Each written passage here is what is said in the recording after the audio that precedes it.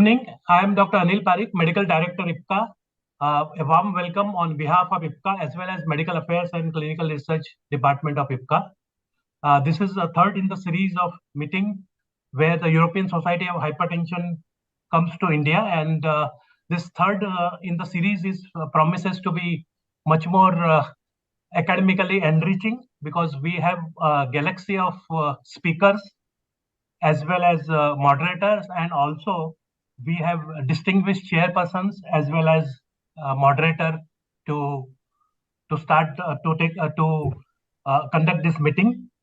And we have two chairpersons, Professor Grasai, who is the president of ESH Scientific Council, and Professor Grasai we have introduced before. He is professor of internal medicine at Clinica Medica University of Milano.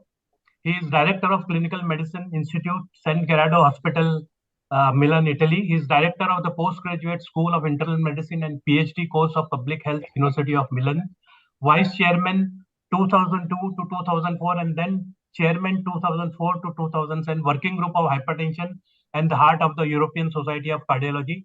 I think he has been there with the inception of the European Society of Hypertension guidelines since 2003, and it this year completes the 20 years of European Society of Hypertension, and he has played a very pivotal role, and he is member of the Scientific Council of the International Society of Hypertension for 2008 to 12, 2012 to 16, and member of the Scientific Council from 2013 to 16 and 2019 to 23.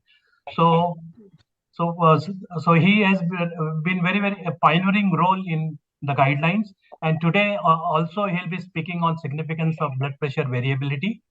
Next, to co-chair this guideline to the session, we have Professor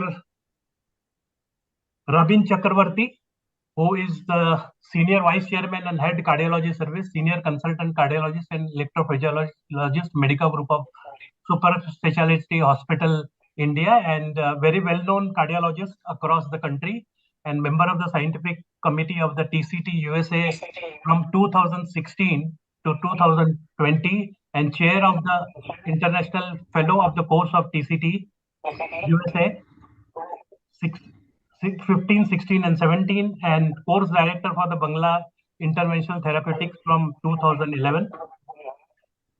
International advisor of the Royal College of Physicians and Surgeons, Glasgow, and associate editor of the journal JIMA, chairman Academy of Medical Specialties, IMA West Bengal, former vice president of Indian College of Cardiology and governing council member of Indian College of Cardiology, and former convener of the peripheral vascular disease, the Indian editor of the Indian College of Electrology, and chairperson of the Health Committee of the Bengal Chamber of Commerce. So he will be co-chairing along with Professor Grasai.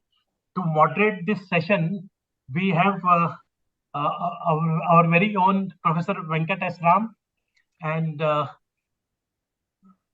will request to move to the next slide for Professor Venkat Ram. Although he is known across the country and doesn't require any indication, but Professor Venkatram, I have been observing since my postgraduate days, since early 1980s. He has been taking part in not only he's a pioneer in hypertension research, as well as he communicates all the research findings to all the doctors across the country. And now in all the meetings, I think he is an invited speaker at all the important meetings like CSI, RSSDI, and others. And very extensively he takes interest. So last so many decades of career devoted to hypertension. He is currently director World Hypertension League. He is the reviewer of ESH guideline 2023, director Apollo Institute of Blood Pressure Management and Professor Apollo Medical College, Hyderabad, professor of clinical medicine at University of Texas, director Texas Blood Pressure Institute, Dallas, Dean Maguire University, Australia, then founder, member of the American Society of Hypertension, and served as chairman and governors of ASH, and rated as one of the top hypertension experts in the world. Mentioned in Who is Who, author of over 410 publications, 9 books on hypertension, and lifelong career devoted to hypertension, which we don't find anybody else in India who has done so. He has also been awarded Padma Shri by Indian government for his work on hypertension and prevention of heart disease. And he received the Lifetime Achievement Moses Award of the American Society of Hypertension. So before I hand over to Professor Venkatram, I think I'll take this opportunity to, whenever the discussion takes place, I would like to have opinion of the experts here on the impaired natriuresis, which is playing a very important role in diabetic hypertensive congestive heart failure, in when obstructive sleep apnea, CKD, where impaired natriuresis is coming as a major factor. So I would like to somebody to elaborate on that. Afterwards, I may not get a chance, so I thought I will take this opportunity. And now I hand over to Professor Ram to moderate the session. Thank you, Anil. Good evening, ladies and gentlemen. Welcome to the concluding session of the three-part ESH comes live to India. The third series we're going to end. Next year planning hopefully will take place very soon. And because of the European guidelines, these sessions were timed properly. It was perfect timing to do. We covered a lot of things in the last three sessions, including today. As we're going to prepare for today's session, I want all of us also to kindly remember for the safe recovery of all those people who were trapped in a tunnel in Uttarakhand. And hopefully they will be rescued. I heard that it might take up to Christmas, somebody said this morning. But as long as they are safe, let us hope that all of those people who are trapped will be retrieved alive to join their families, and we have to remember that. So I think this program has started a good start and is going to have culmination today. And I want to ask our chairpersons, Dr. Rabin Chakravarti and Dr. Grasai, to take over the program. I think Dr. Grasai will introduce speakers 1 and 2, and Dr. Rabin Chakravarti will introduce Dr. Grasai later on. So I can ask Dr. Grasai to start the program.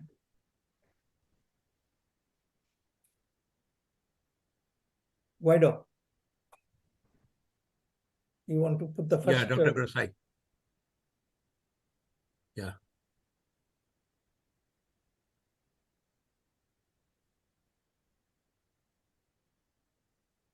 I think our first speaker need to be introduced so that he can come up and start his talk. Dr. Grasai, can you just introduce the first speaker? No, I think Rabin, you can introduce Dr. Grasai because I think he's the first speaker, right? I think he has already been introduced by Anil, so there is no need to introduce again. So I think Dr. Grasai, would you like to start your talk first, and then we can take on from there?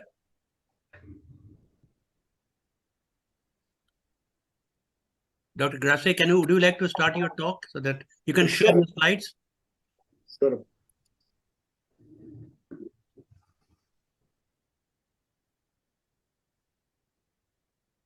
There you go. Okay.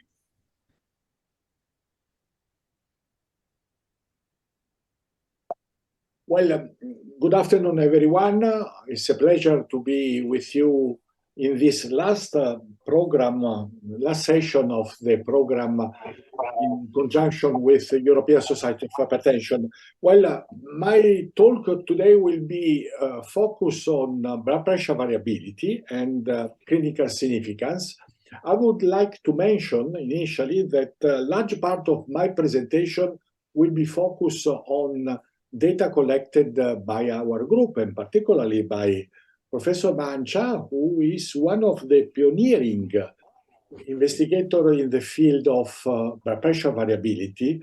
And therefore, you will see a number of studies we have done in the past year regarding blood pressure variability. Well, I will focus about 4 issues, factors and mechanisms responsible of blood pressure variability, which represents the oscillation in blood pressure. You will see that there is not only 24-hour blood pressure variability, but we'll have a large number of other variabilities.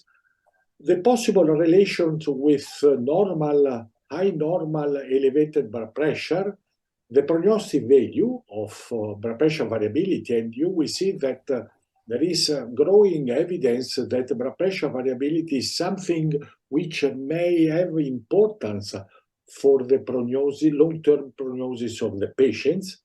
And also I will address the issue of the potential, as I mentioned, other variabilities, including visit-to-visit blood pressure variability and seasonal variability.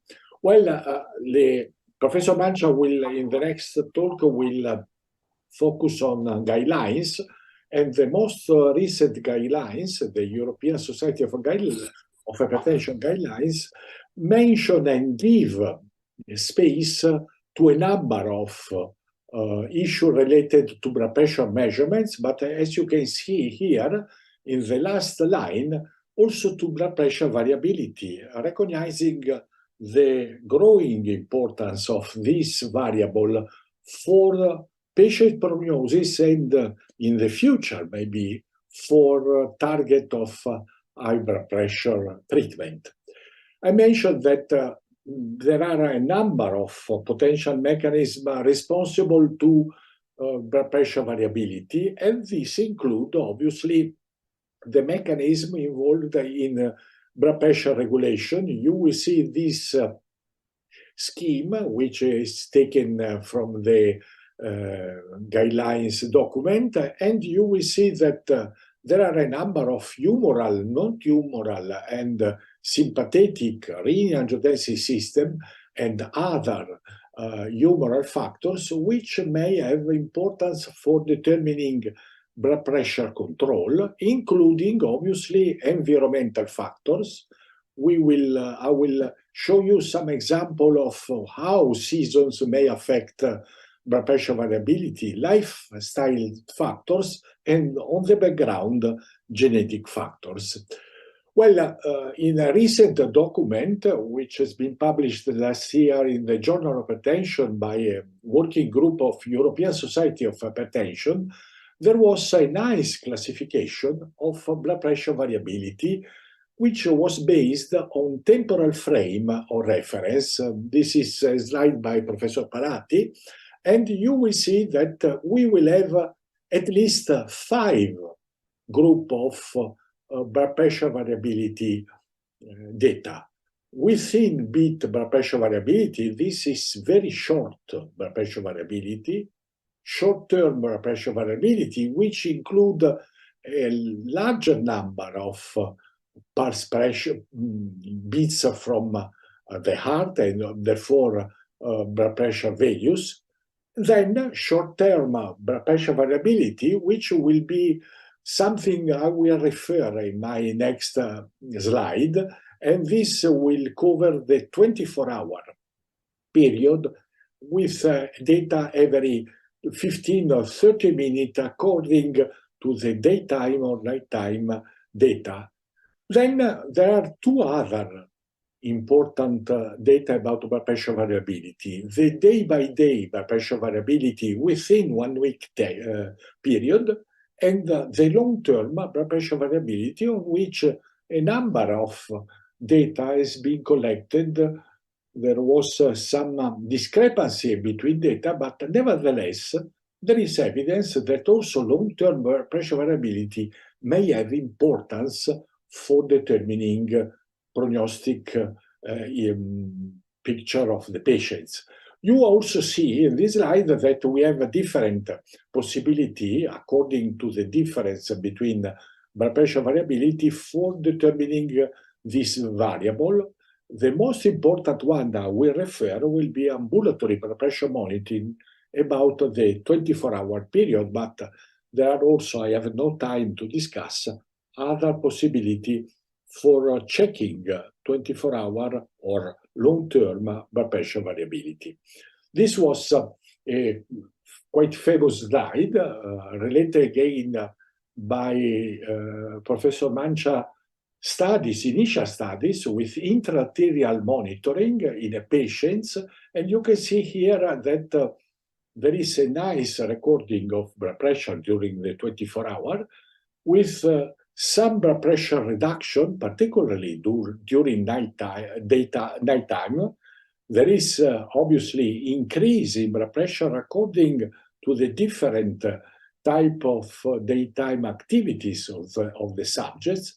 And you can see also here that this is the so-called siesta in early afternoon hours related to the sleep after lunch.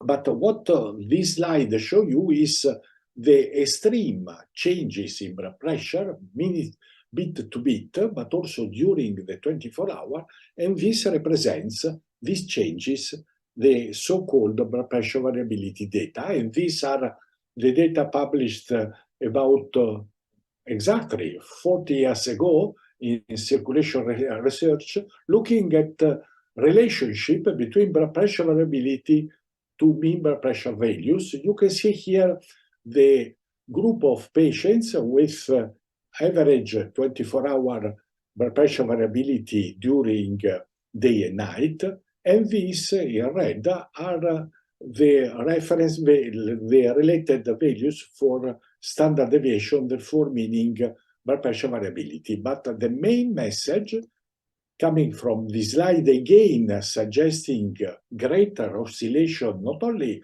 in absolute values but also in blood pressure variability, I mentioned the most important data are related to the fact that increasing absolute 24-hour blood pressure values from normotensive to borderline, moderate or severe hypertension, you will have not only an increase in absolute values, but also an increase in standard deviation. Therefore, meaning this is the first message that patients with hypertension will have a greater blood pressure variability, and this will be something which may have importance for the prognosis of the patients.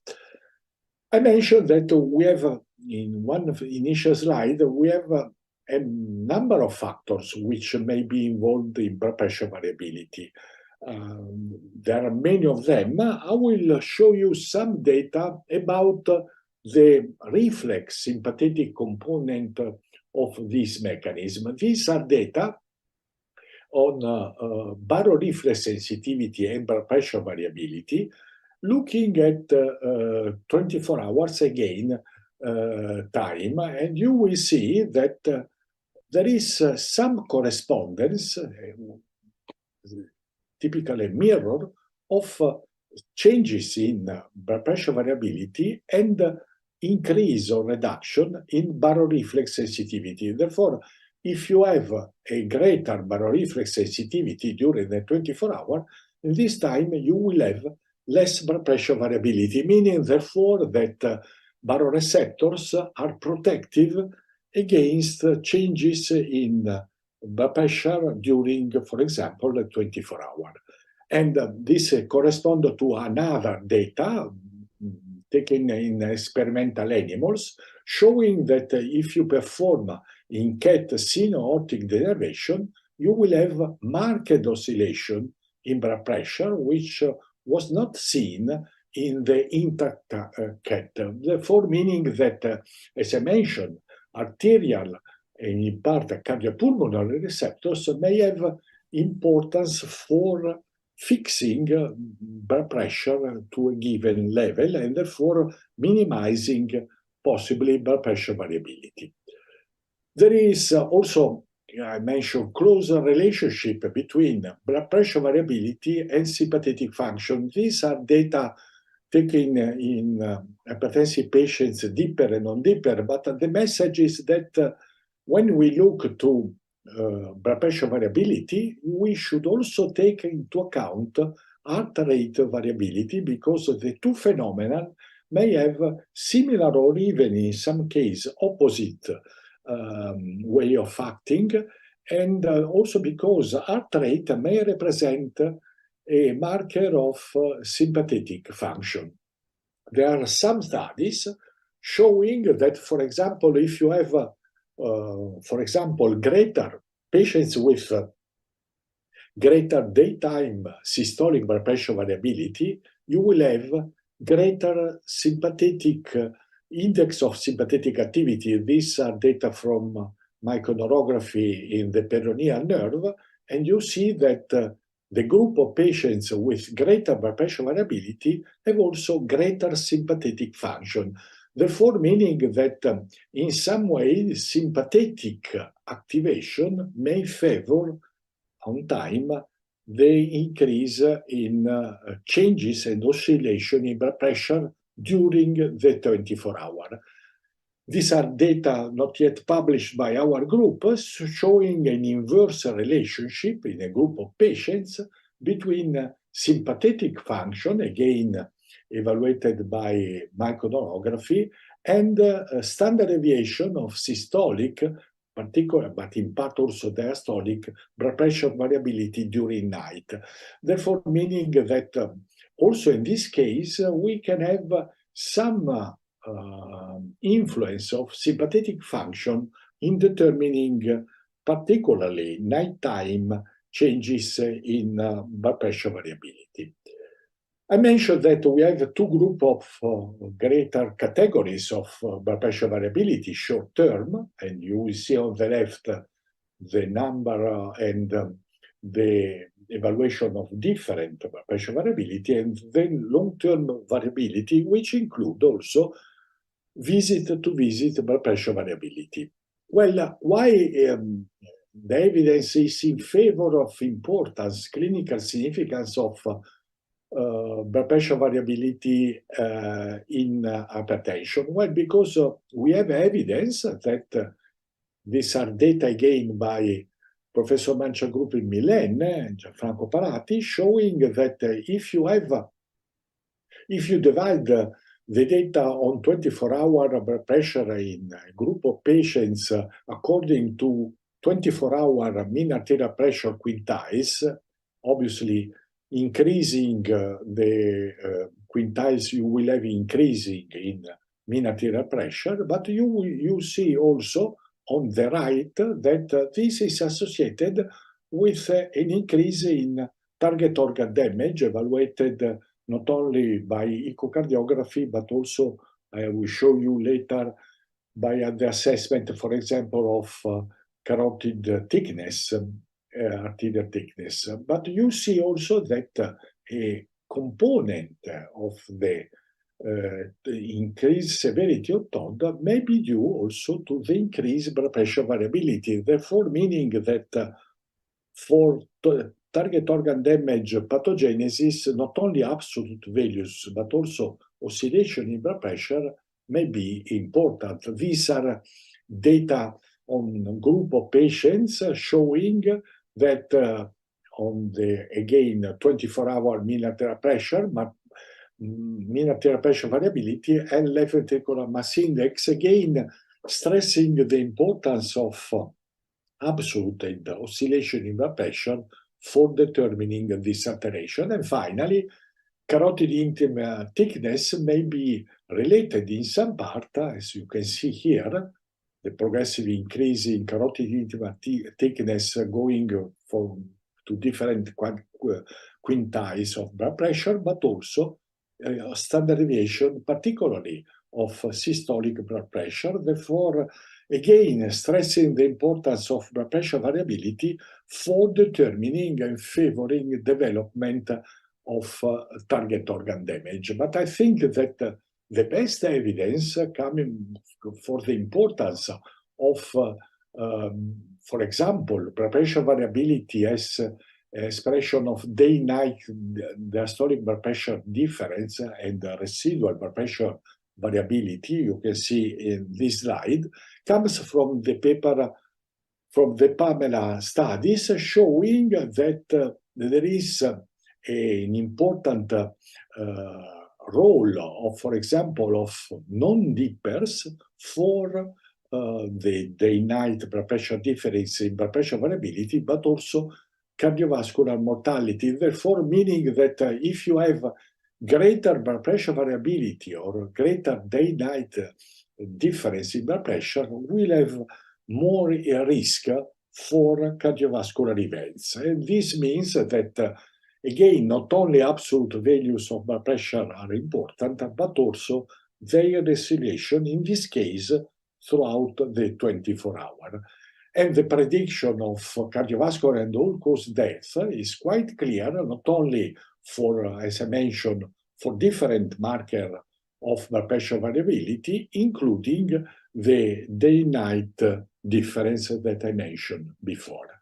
There are also some data, more recent data again from the PAMELA study from our group, showing, for example, that if you will have some evidence that cognitive dysfunction, and this is a marker, MMSA, of cognitive function in general, these are again the data from the PAMELA group. Well, if you have greater blood pressure variability, you will have a more chance to have a reduction in this index of cognitive function, therefore meaning that, at least in part, for cognitive dysfunction may be important also blood pressure variability and not only absolute values for blood pressure. Finally, these are very recent data submitted 2 weeks ago for determining another aspect of blood pressure variability. These are seasonal blood pressure changes on visit blood pressure variability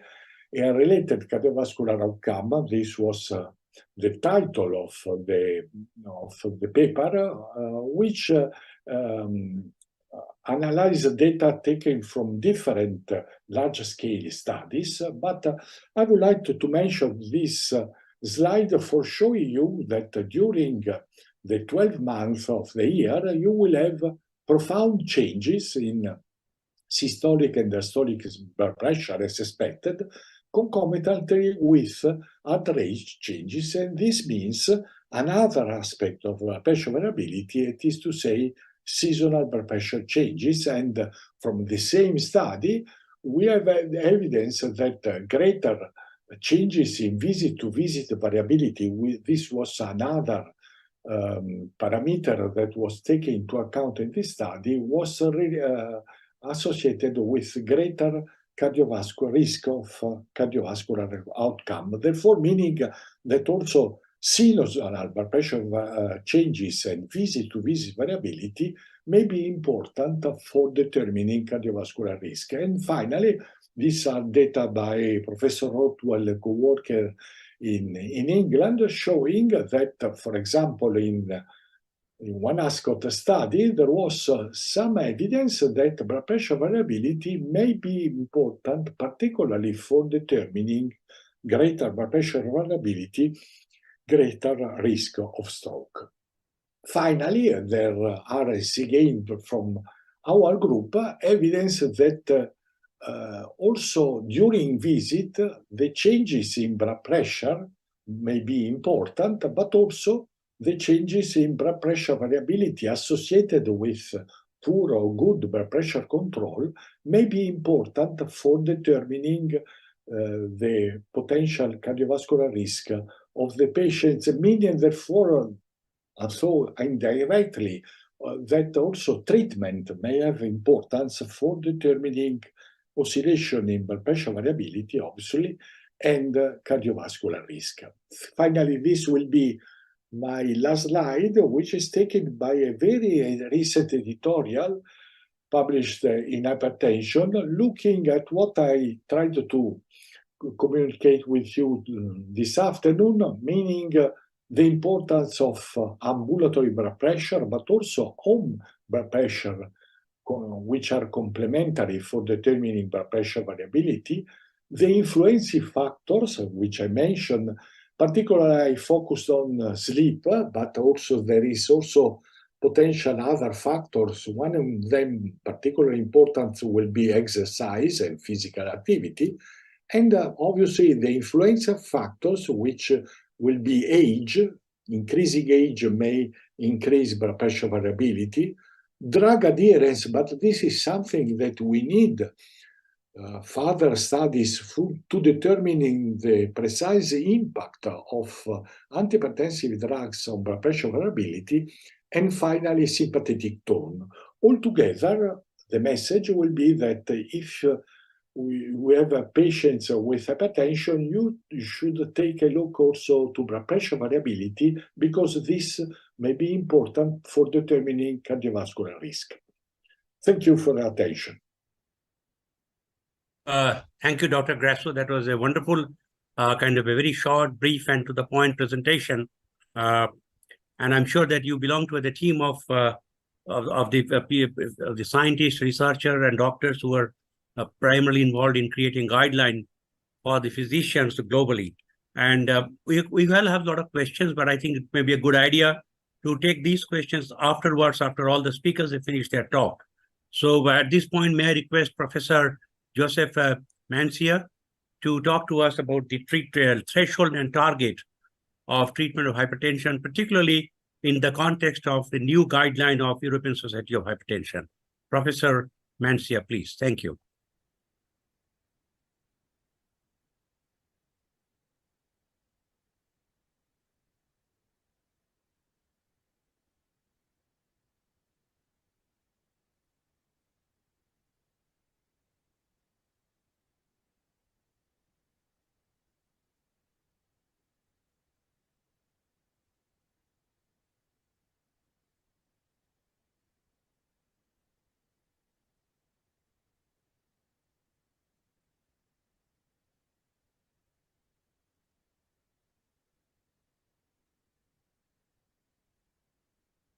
You can get rid of this little thing. Just if you click on that you do not want that Zoom, then probably you can start talking. Vichape, you are muted. Vichape, you are muted. Oh, you are muted. Yeah. Vichape, you are muted. Dr. Mancia, you are muted. Can you just unmute yourself? Yeah, get rid of that. That's it.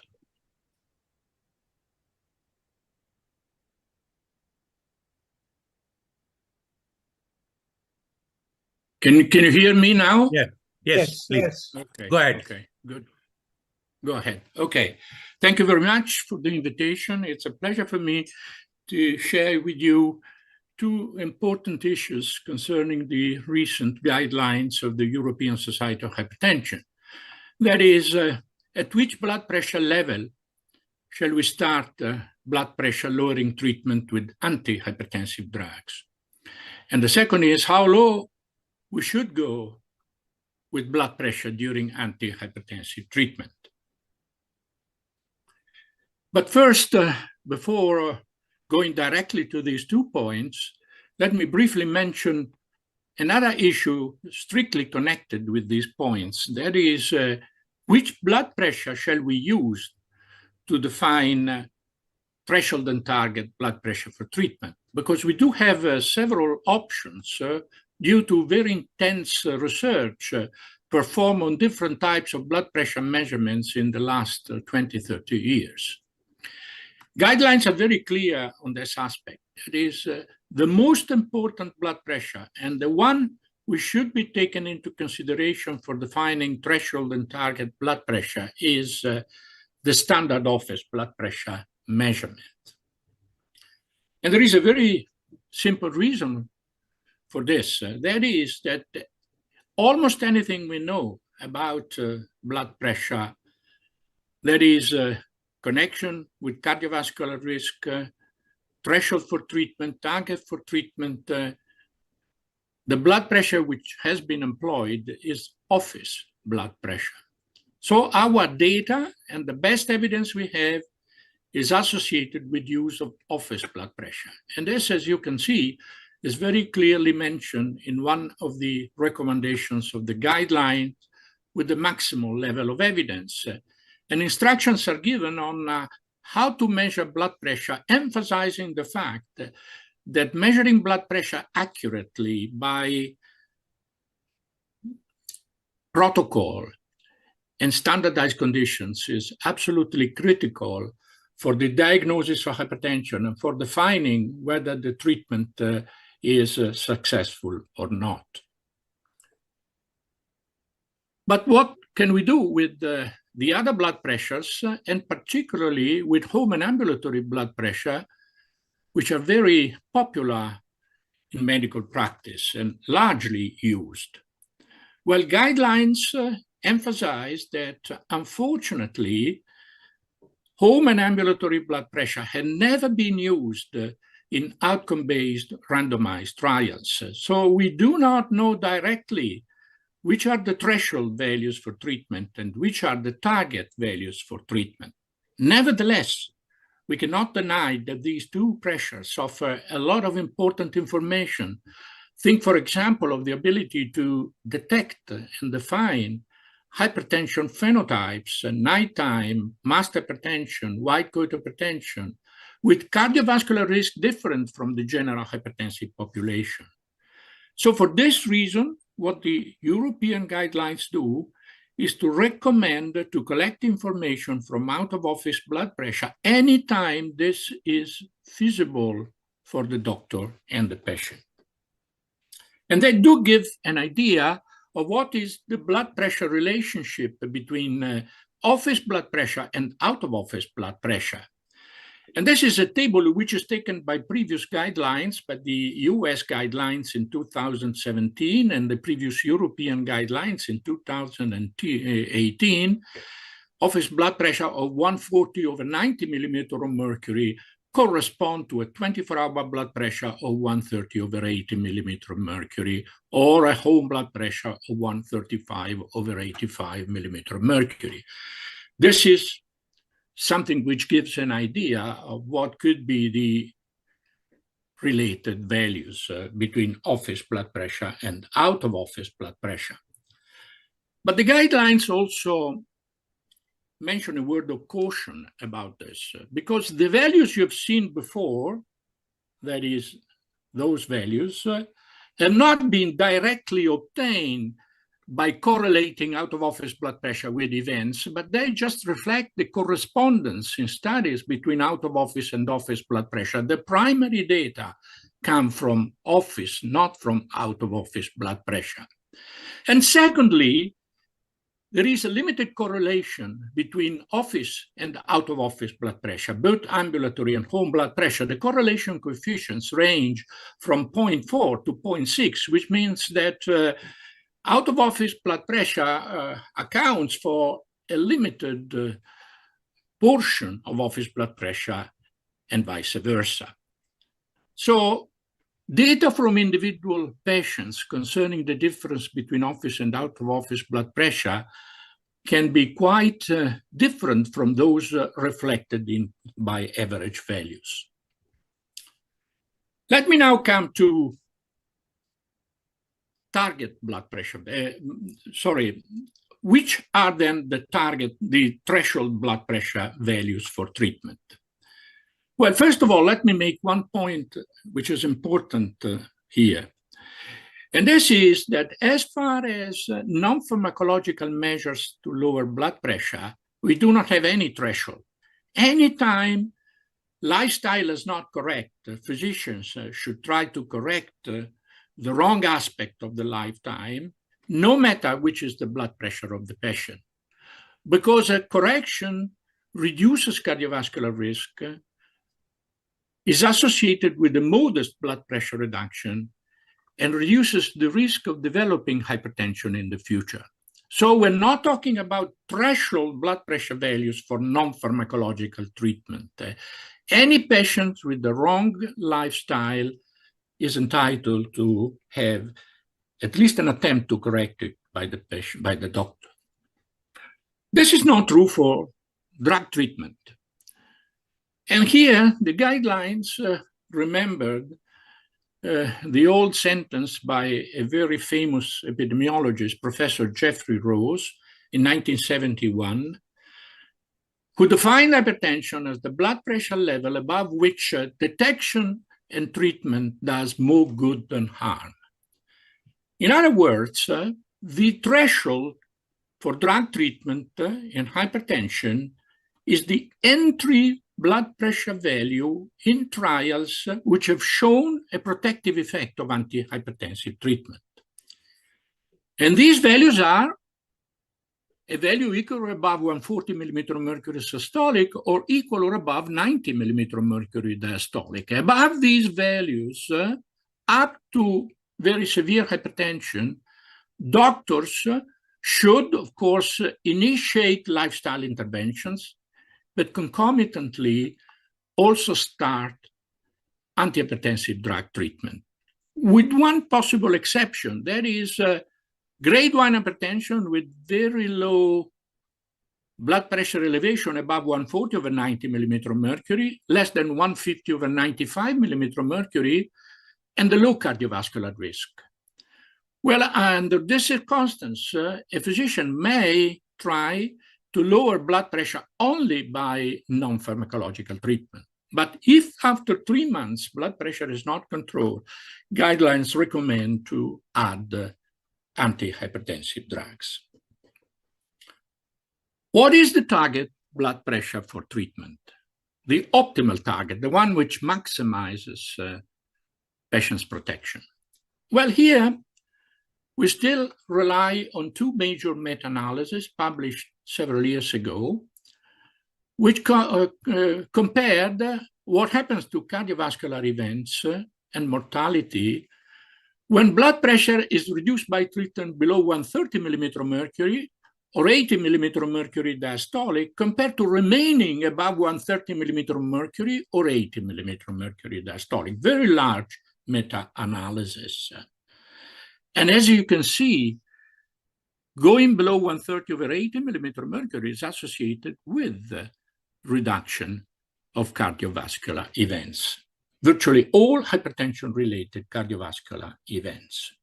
So there is no question that in recent years, the trend has been to go with blood pressure during treatment to levels below those which were recommended by guidelines only 10 or 15 years ago. Our American colleagues recommend to go below 130 over 80 millimeter mercury in virtually the whole hypertensive population, including patients above 80 years of age. The 2023 European guidelines take a more cautious attitude because they base the recommendations, of course, on maximization of patients' protection. That is reduction of cardiovascular events, but also on the value which minimizes serious side effects and deterioration of patient well-being. That is, the target is the one which represents a good balance between degree of protection and preservation of treatment tolerability. And as a consequence, these are the targets recommended by guidelines. In patients below 65 years of age, the target is definitely to try to go below 130 over 80 millimeter of mercury, maximal level of evidence. In all the patients 65 to 79 years, there are two related targets. The first target, the must target, is to try to go below 140 over 80 millimeter of mercury. And there is extremely good evidence that this is highly protective for the patient. I apologize for quoting a paper in which I was involved. There's a post-hoc analysis of the value study. And you can see what happens for progressive reduction in blood pressure with the risk of cardiovascular events. And you can see that going below 140 over 80 millimeter of mercury is already accompanied by a very marked, clear-cut reduction of all hypertension-related cardiovascular events. If we, however, continue to analyze further blood pressure reduction, then you can see that there is a progressive incremental benefit, although a much flatter effect compared to the very clear reduction seen before. So this is translated by guidelines into a second target. That is, blood pressure can be reduced in patients aged 65 to 79 years below 130/80 millimeter of mercury, further reduction compared to the previous target, but only if treatment is well tolerated. Because of the evidence that the greater is the blood pressure reduction, and if blood pressure is below 130/80 millimeter mercury, the greater is the incidence or risk of serious side effects. But also, we have to consider that additional evidence in elderly patients of the protective effect of being aggressive, going below 130/80 millimeter of mercury, is not that strong. From previous guidelines, basically only one study has been published, the STEP study, patients aged more than 60 years, 66 years as a mean age. Two groups were compared, those in which blood pressure was reduced below 130 millimeter of mercury, and those in which remained above 130 millimeter of mercury. And this study did show that there is a protection below 130 millimeter of mercury. But the comparison group included not well-treated hypertensive patients because a group of patients remained above 140 millimeter of mercury, and this is the weak point of this study. This is the guidelines figure reflecting the target blood pressure. And it tells what I tried to tell before, that is, we should go below 140 millimeter of mercury systolic, and if possible, below 130 millimeter of mercury systolic. We should always go below 80 millimeter of mercury diastolic. But the additional point shown by this slide is that European guidelines do not recommend to actively modify treatment to go below 120/70 millimeter of mercury, as recommended by several guidelines. And the reason is that we do not think that the results of many trials showing that going below 120 millimeter of mercury can be associated with an increased risk of events, the so-called J-curve phenomenon, should not be taken into consideration. And the second thing, very important for clinical practice, is that, as you can see with this meta-analysis of randomized clinical trials, no question that the greater is the blood pressure reduction, the greater, almost exponentially, is the increase of treatment discontinuation due to serious side effects. And treatment discontinuation, as you know, is associated with a rebound increase in cardiovascular events. So the balance between protection on one side and tolerability on the other side is certainly not achieved by lowering blood pressure below 120/70 millimeter of mercury, according to the European guidelines. An additional point by guidelines is that there are several conditions in which the threshold and target I showed you before are different from those adoptable for the general hypertensive population. I've listed them here. I don't want you to go into detail, but this tells us that what is true for the general hypertensive population may not be completely true for specific conditions. In some of the conditions, threshold and target are more conservative than those I've described. In some, they are more aggressive.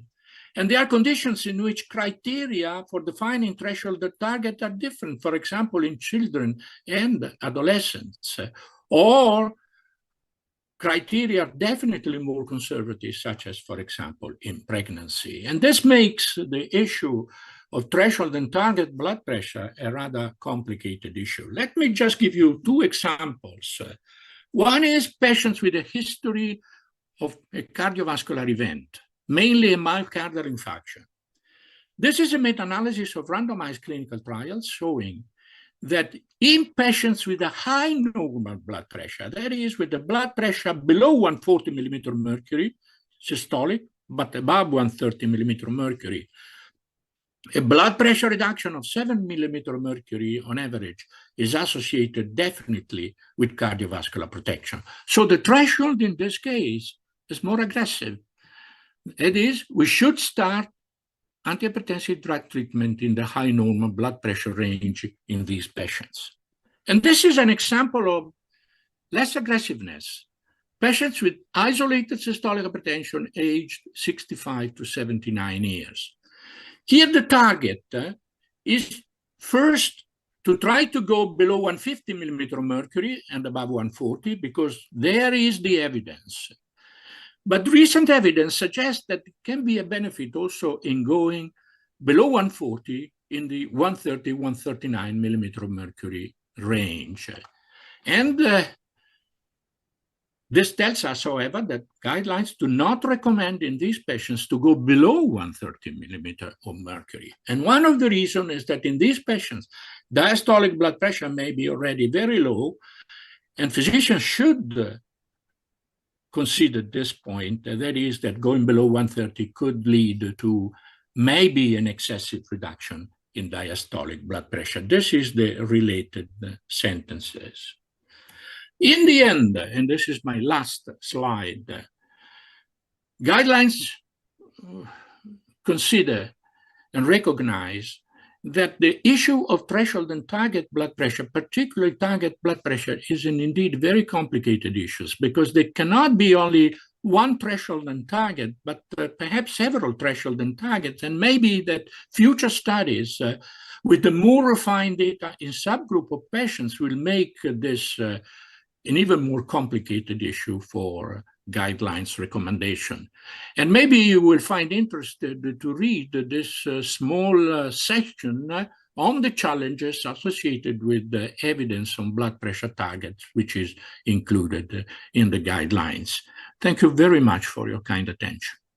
Thank you, Dr. Mencia. That was a wonderful presentation. Although we have a lot of questions, particularly the last point that you did mention about the challenges associated with evidence on blood pressure targets, A, and B, with the interference by drugs or by pharmaceutical intervention, what would be the ideal blood pressure, whether it is office or ambulatory?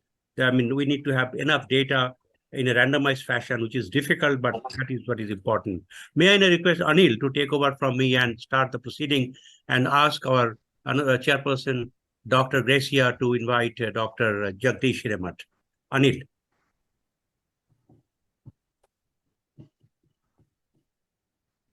Anil?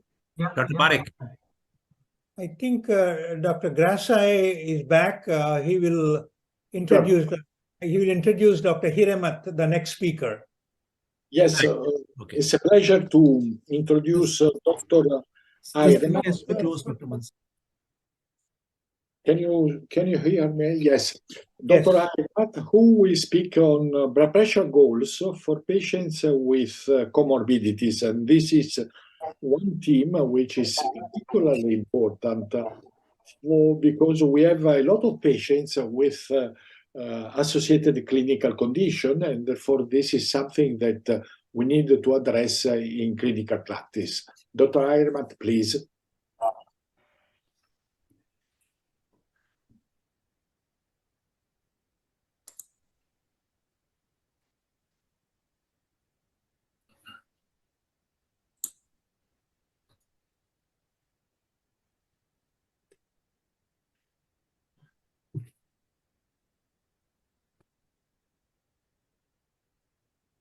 Yes, thank you. What I do is I go back a bit to the 2017 guidelines and 2018 guidelines and stop short where these 223 guidelines, though that could be considered during the discussion part.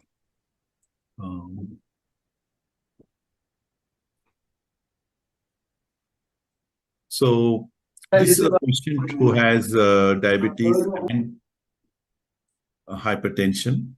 For death due to some other reason, his biopsies were done from both sides, the right kidney and the left kidney. The left looks normal, the right has nephrosclerosis. The left is normal because he had a renal artery stenosis on this side. So if the blood pressure was to be affecting the kidney on the left side as much, it would have also shown nephrosclerosis. So very visual evidence that we need to control blood pressure very well, even in comorbidities, so much so true in diabetes. So it's almost like an elephant in the room where we keep treating the BP numbers only. But I think we should think about comorbidities and beyond blood pressure control, which will in fact control the hypertension-mediated organ dysfunctions much better. The SPRINT trial, of course, brought in all these discussions related to tighter control. There are a lot of discussion which went on, it's been going on still about the validity of the trial, but it definitely gave the whole world something to think of related to the target. And of course, it can lead to tight BP control. The lower is the better, what was thought for all these days. As I said, I shall be leaving you on the threshold of the 2023 guidelines, which could be discussed. For the Europeans, cricket may not be a very popular game, but this is the former Indian captain who is known for his quality and quantity of the run making. That's what we need to do about blood pressure control. We need to give the quality as well as the quantity, to control the numbers and also control the quality. What we need to do is fall 10 to 20% below the nocturnal blood pressure dipper type, good 24 hours BP control below 130/80, control of BP variability and adding smoothness to the control. And this in turn will give the cardiovascular protection. And of course, this means less of control of the hypertension-mediated target organ dysfunction. We are aiming at a zero CV event by maintaining blood pressures like this. Combination tablets are in, but this is a slide by Dr. Ram himself in the Indian Heart Journal. All it said was the guidelines have a divergent views, but finally it converts to only one liner, which is a blood pressure below 135/80. In fact, when I started preparing for this talk, I thought this was a one-liner. It just gives one guideline for everybody. And probably it's going to spreading this too thin in the 15 minutes, because finally it will turn out to be a single liner. So whatever is the age, aim at blood pressure below 130/80. And of course, we have to look for symptoms of postural hypotension. And if there are symptoms, then allow or be a little conservative is what we are talking of. The comorbidities all are very well known. The cardiovascular ones, the atherosclerotic cardiovascular disease, atrial fibrillation, HFpEF, HFrEF, diabetes, dyslipidemia, obesity, renal disease. Every 2 out of 3 hypertensive patients have comorbidities. So we can't talk of a pure hypertensive all the time. We have to think more in terms of comorbidities and the targets thereof. So management of comorbidities associated with hypertension. These are 2017 ACC-AHA guidelines. Here is the specific comorbidities. Whether it was diabetes, BP threshold was 130/80, goal was below that. And so is true for everything. Chronic kidney disease, chronic kidneys after renal transplant, heart failure, stable ischemic heart disease, stroke prevention, lacunar stroke prevention, peripheral arterial disease. All these comorbidities would mean blood pressure should be lowered below 130/80. And of course, it means control of thinking of hypotensive symptoms, postural hypotensive symptoms, especially in the elderly. For the heart failure, the recommendation was for systolic BP, it was 1 with 1 BR, and the diastolic BP was not so strong. But in adults with increased risk of heart failure, the optimal BP in those hypertension should be less than 130/80. As I said, we are slowly talking about just one reading, and if we have achieved that, probably we'll be just doing justice to these hypertensives who have comorbidities. So one upper reading itself for hypertension treatment with diabetes.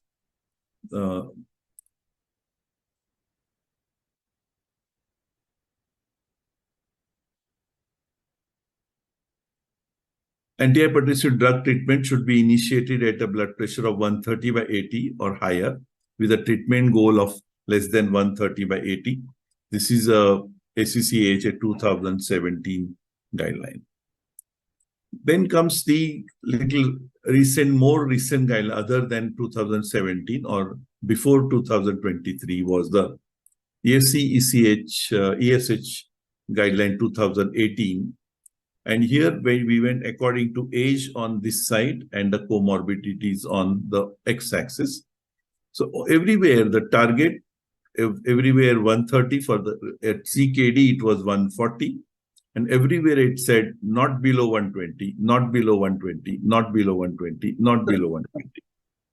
And the diastolic, of course, maintained between 70 to 90, indicating not to go below 70 millimeters of mercury and not to remain above 80 millimeters of mercury. So with all these comorbidities, for all age groups, the cutoff point was 130, but it was not because of the J shape, not prudent, not wise enough to go below 120. So it was considering lower the better. I have to be gender neutral, so I say lower the better. But in hypertension, we would say lower is better, but the lowest is not the best. So in summary, hypertension is associated with various comorbidities like CKD, stroke, dyslipidemia. Various management strategies are recommended by recent guidelines to manage comorbidities. Lower is better as a principle. 130 by 80 seems to be the cutoff, whichever guidelines you read. But lowest is not the best because of the J shape considered, especially amongst comorbidities.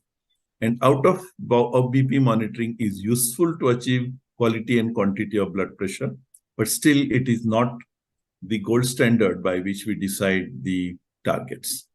I shall await more discussion related to this, and the discussion would be related to this would mean throw more light on what should be doing in 2024. Thank you.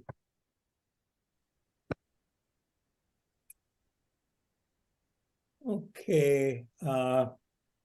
Thank you, Jagdish, for a very succinct, encapsulated review of everything.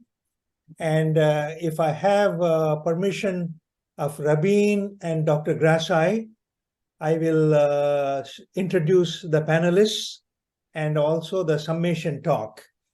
I will introduce the panelists by their name in an alphabetical order. I do want to mention to the audience who are virtual or who are physical, we have a fantastic group of panelists. We know that we have top speakers, but along with the top speakers to balance it, we have top panelists. So all the panelists are extremely skilled as the speakers have been. So I want you to please pay attention to the panel discussion and also the summation talk. You are going to cherish the remarks by the superb specialists in their own area. The one I want to introduce the panelists in the alphabetical order. I see Dr. Anil Bansali there. Good evening, Anil. Greetings to you. Good evening, sir. Good evening. And Dr. Anil Bansali is a very well-known endocrinologist with some special interest in hypertension and metabolic disorders. And he was actually in charge of the endocrinology department at one of the topmost institutions in India, PGH Chandigarh.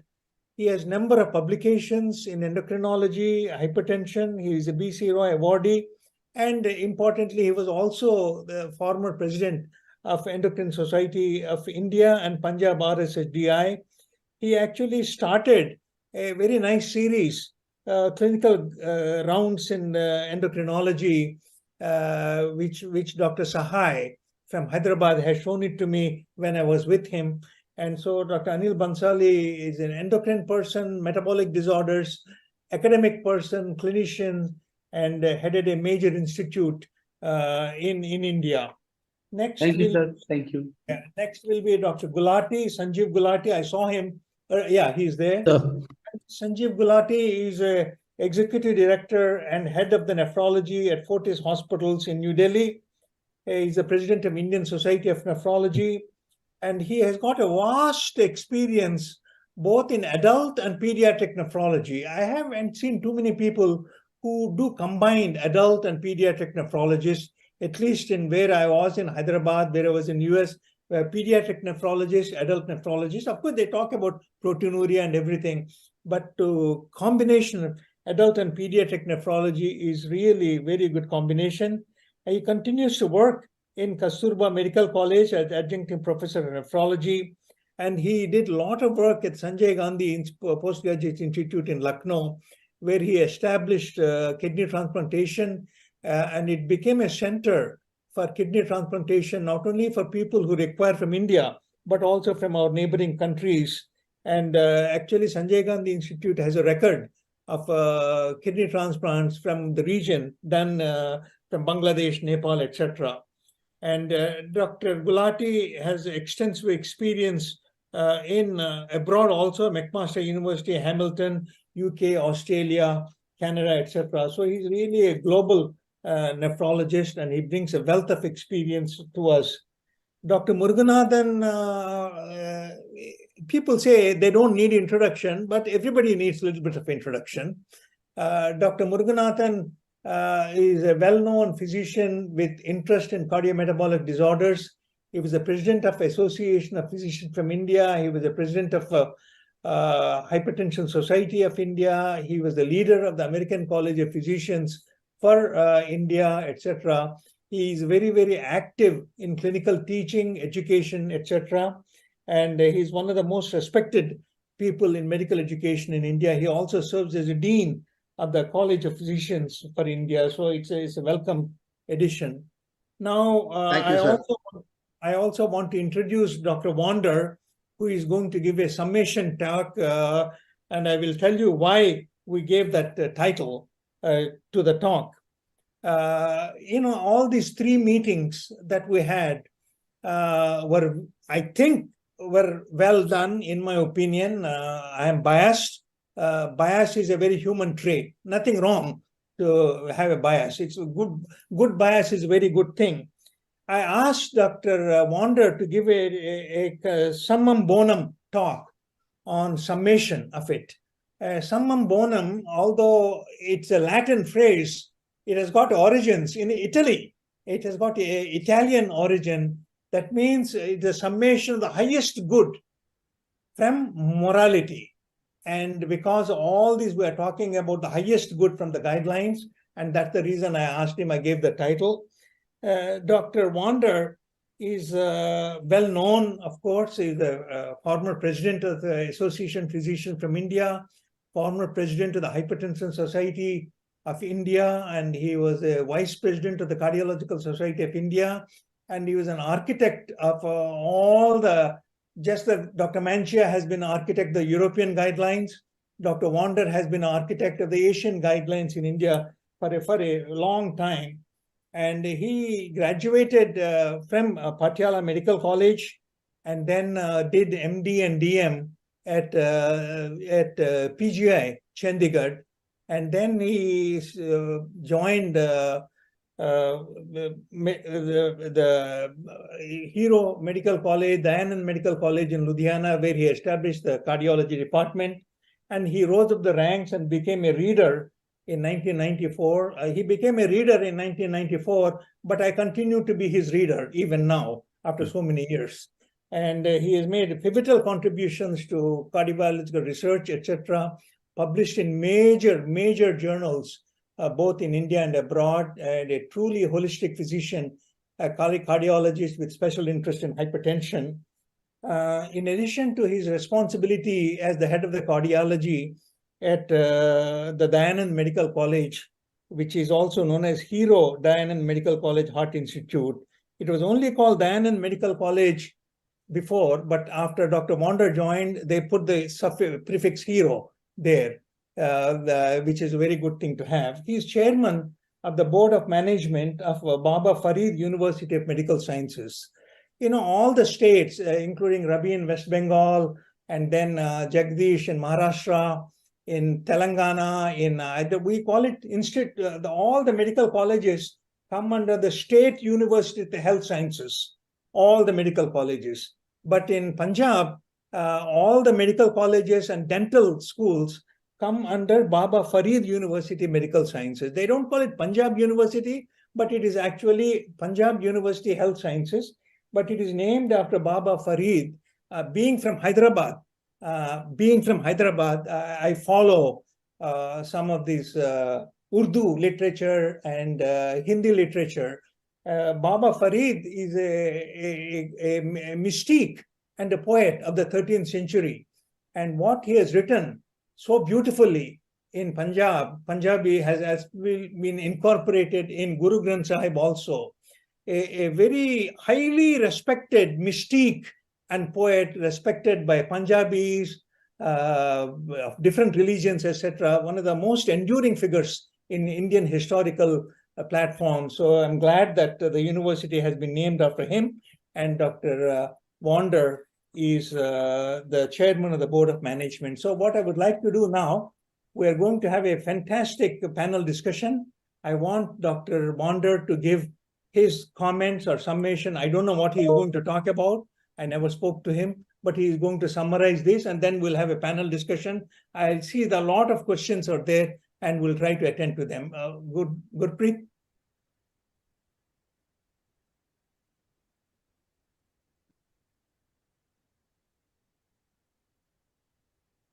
Thank you, sir. It's always a great pleasure and an honor to participate.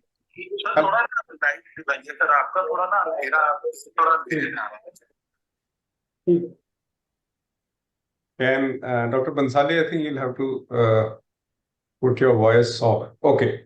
So, yeah. So it's a pleasure and honor to speak on the summum bonum, and then we go on to the panel discussion. I have been very fortunate to have worked with Dr. Venkatram for a long time now, and have learned a lot of aspects of hypertension. This time I also learned about the meaning of summum bonum, since this is a word put by him, which tells us actually to just do the right thing. The rest doesn't matter, whether you are tired, whether there's a cricket match going on or not, whether it's cold or warm, or whether you're dying or busy or despised or honored. So that's what Sir picked up the word. And I think in the next 7, 8, 9 minutes, I will just summarize. This is actually the first meeting that we had. As you all know, Dr. Venkatram did work on this document, which is voluminous, and credit goes to the group of the European Society of Hypertension for having put up the latest guidelines, which are, of course, the latest amongst all the guidelines that we have today. I was fortunate to take part in the first actually session that we had, and you can see some of these stalwarts, Dr. Jamshed Dalal and Dr. Hegde, Dr. Kamal and Uday Jadhav from Bombay. They were there. Of course, Dr. Mansi and Grassi and Dr. Krutz, they were all three part of this. Dr. Reynold Krutz spoke on blood pressure goals in the general and in the specific populations. Something that has been discussed today, the goal has to be less than 130/80, and Dr. Mansia today did touch. This is a beautiful actually slide which summarizes for us what we should aim at. And I would say the European guidelines are possibly, along with the Indian guidelines, are the only guidelines which tell us don't go below 120/70. They were the first ones. Dr. Hiremath was just mentioning about the American guidelines, which they uniformly say go less than 130/80. But the Europeans have really told us, of course, ever since Cruikshank first gave us the Cruikshank's curve, that was at a much higher level. Possibly we have more effective drugs today which are available. That's why the J-shaped curve has come down. And this happens to be the level 120/70, below which one should not really go in terms of control. The pharmacological choices were discussed by Dr. Mansia in a beautiful manner. And I would say the International Society of Hypertension guidelines for the first time brought in this concept that you start with a combination therapy. Of course, we know hypertension is a condition which we control with the combinations, but this concept of starting as a first step with a combination came in a couple of years back. And the single pill combination, in fact, in India, we call it as fixed dose combinations. We have been using fixed dose combinations for many longer years, but this concept came for better compliance of drugs, the single pill combination. This is something that I found interesting in the guidelines, the quad pill. Hopefully we have the triple combination pills in our country, a lot of them, and we use them routinely for better compliance. Polypill came, in fact, most of the work happened from India, and with or without aspirin. And there is some evidence for renal denervation, which has been mentioned. It kind of dipped, and now it is making a resurgence in some selected patients. This is, of course, the most important part of the ESH guidelines. And this tells the stepped care treatment. And it also gives a perspective different from others as to what number of percentage of patients would you expect to be controlled. So they emphasize to start with a dual combination, A with C or D. And of course, we know A with C is better. And they're even telling us that almost 60% would be controlled with this, 90% would get controlled with a triple combination of A with C and D. And true resistant hypertension is less than 5%. Beta blockers, Dr. Venkatram has kept a number of sessions in these two previous meetings also, because beta blockers, there is a resurgence in the latest ESH guidelines. And it says that they can be used as monotherapy or at any step of combination. Also, very distinctly, they say one should start monotherapy only in a selected group of patients. So the initial therapy beginning is with a combination only in people with low risk, high normal blood pressures or frail individuals would one want to start with monotherapy. So this was a very enlightening talk by Dr. Mancia. Dr. Grassi, as I said, talked about the upgradation of beta blockers for treating, and beautifully he showed us that increased sympathetic nervous system activity is actually a part of all forms of hypertension, whether we talk of pre-hypertension, a term that we don't like to use, something that was used by the Americans, and of course, complicated cases everywhere, the sympathetic nervous system. This slide I just picked up because I really liked it, and in a very simplistic form, just as the ABCD algorithm, it says people who have heart rates of less than 80, they have lower. We know young age hypertension is more sympathetic activity. Older age hypertension is more volume related. That's why we use diuretics and calcium channel blockers. But it's a nice slide. In fact, it tells you that when the heart rates are more than 80, possibly there is a higher sympathetic activity role, and beta blockers should be considered. So it kind of puts in perspective. We in India have always believed that we have the India heart study showed we have higher heart rates than other races, and possibly beta blockers would be having. Of course, it's a point for discussion, and we will want Dr. Venkatram's perspective on this, just as we would want the other experts. He did mention the reason maybe side effects have been grossly overestimated. And he also said today we are using lower dosages of beta blockers, so possibly that's good. In India, we believe beta blockers should never be used with diuretics because new onset diabetes incidence increases. But today we are talking of cardioselective beta blockers with vasodilation, and we also look at their duration of action. So there is a different perspective with which we look at beta blockers in treatment of hypertension. And just as we respect beta blockers at all stages of heart failure today, where there are must, today we also realize that they need to be used here. I participated in this, and I showed these two beautiful pictures, which I am very impressed with. It kind of first time summarizes the pathophysiology of hypertension in a very, very explicit manner. And I must have gone through this diagram because we all like to read about the mechanism of essential hypertension.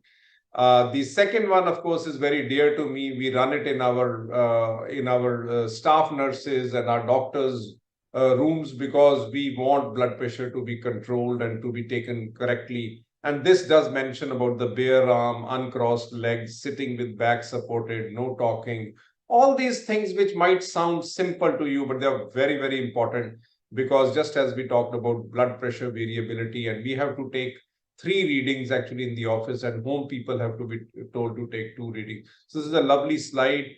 This is another one I showed, which is very, very important for us. The earlier European guidelines, the 2018 said we have to multiply by 1.4 times the risk of the score system that they used. But this is something they have done new. We all have been discussing about the grades of hypertension. You keep going 20 in systolic and 10 in diastolic, but they talk of these stages of hypertension. And as the stage goes from number of risk factors to hypertension-mediated organ damage and established cardiovascular disease, you can see the red sign and the green sign and how it tells us the risk. The score system, of course, is important for the Europeans, but we need to look at this in a wider perspective as to how in our population we do. This was the second actually webinar knitted by Dr. Venkatram. Again, you can see the August speakers, Dr. Tiny Nair and others. Heart rate was mentioned by Dr. Grassi as a very important factor. And it's a beautiful slide I picked up from there. Men, younger and elderly, of course, you can see as your baseline heart rate goes up. We have data from the Framingham study, the all-cause mortality. So heart rate as a marker of our all-cause mortality was emphasized. These are some of the values of heart rate as a risk factor, which was mentioned by him, which you can go through and which you are already actually well versed with. It's not a small fraction. Almost 30% of individuals have heart rates which are above 80. And these are more important for us as Indians. Just as a cardiologist, I would say heart rate relationship with mortality in heart failure is important. Today, we are talking and emphasizing on heart rate value in patients with hypertension. The second beautiful talk by benefits in elderly by Dr. Kreutz. You have already heard about the STEP study today mentioned by Dr. Gracia. And of course, we had Dr. Mancia talking about resistant hypertension, how to define resistant hypertension and how to treat. He did mention some new drugs, which opens the newer mineralocorticoid receptor antagonists, phenarinon, hexaxarinon. Some of these are not available. The SGLT2 inhibitors in people who have diabetes, the ARNIs, and some of the newer drugs like the synthase inhibitor, baxdrostat, and dual endothelin antagonist, aprocitentan. Some of these drugs we might have on the anvil, which will be available to us in subsequent times. He talked of this beautiful slide he showed us, people with more eGFR of more than 30 and those with less than eGFR. As an add-on fourth step, spironolactone would obviously be the first choice, we know from the pathway trials. And in the other group, chlorthalidone, we never used to use it in people with GFRs less than 30. But there was a study in the New England Journal of Medicine a couple of years, and based on that, they have placed chlorthalidone as an add-on drug along with the A, C, and the D, the loop diuretics, for people with eGFRs of less than 30. This is something Dr. Venkatram talked of, and he's here with us, and he will tell us how heart rate is important along with, and very important line, blood pressure measurement should always be associated with measurement of heart rate, he said. And this is what we have. Today, you have heard some beautiful talks. I will just end here by showing this little trial, in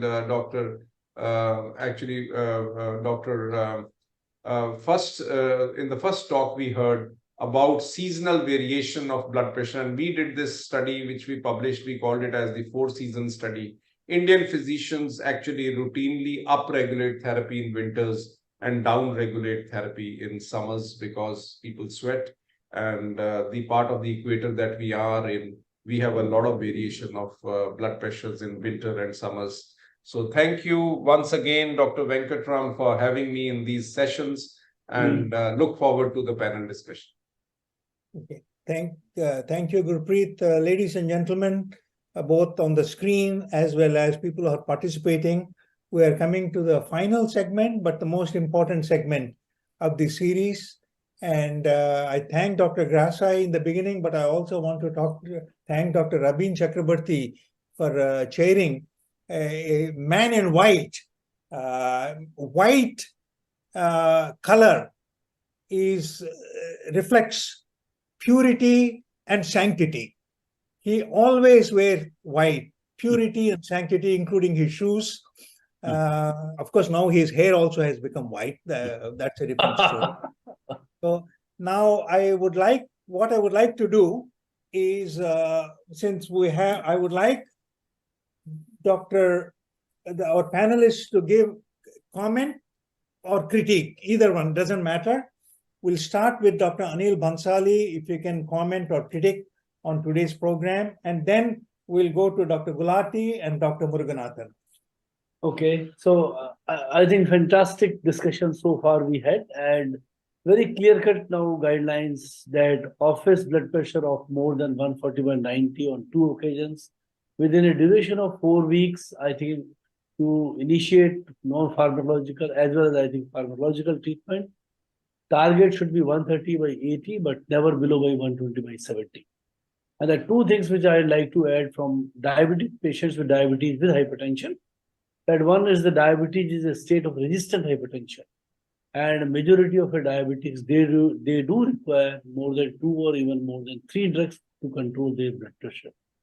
Your own data published, say, 5 years earlier, and only 11% could achieve the targets of 130/80 out of the 2,000 patients we had seen in that.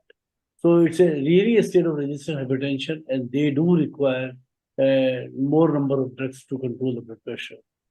ARBs certainly is the best choice in diabetes, along with calcium channel blocker, and particularly cilnidipine we found more beneficial, and then require addition of diuretics. And very rightly pointed out to Wanda is that using the chlorthalidone below the eGFR of 30, that was a CLIP study by Dr. Agrawal, and that very effectively showed the two things. One, the control of blood pressure was more smoother, and secondly, incidence of hyperkalemia was also reduced. So I think because our majority of diabetic now, they are living longer. So they are having even a DKD is highly prevalent. And most of the finding, we are finding G3A2. They are in most of those studies and requiring for their blood pressure control. So diuretics has become the essential, and even using below 30 is good to prevent hyperkalemia and to have a better control of blood pressure.